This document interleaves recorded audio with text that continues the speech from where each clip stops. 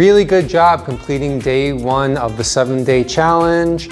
I like to say the best exercise is the one that gets done and you did it. So ultimately it's something to be really proud about. I'm really excited that you decided to join us on this journey.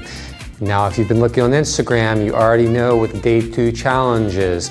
It's a heart health day. So what I'd like to focus on is about 30 consecutive minutes of walking, jogging, or doing a walk, jog combination. Now, if you have a hard time doing the workout today because you have a hard time finding 30 consecutive minutes in your schedule, or if the weather is bad, there's multiple ways you can do some modifications.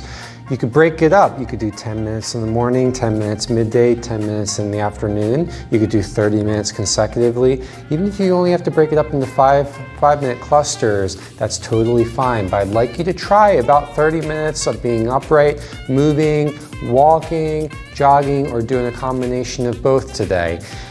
Go ahead and track yourself. Use a watch, use a timer.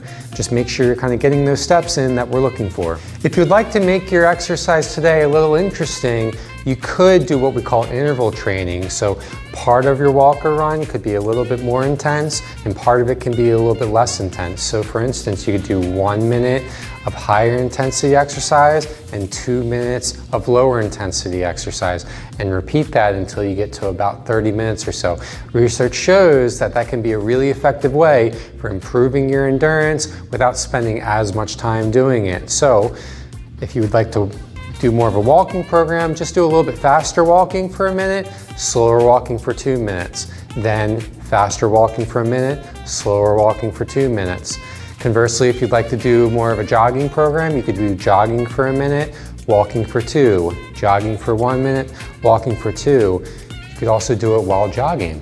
You could do a faster run for a minute, and then a slower jog for 2 minutes, and then once again rinse and repeat until you get to that 30 minutes or so.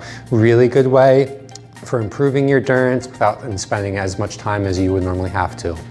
Okay everybody, good luck, let's get it.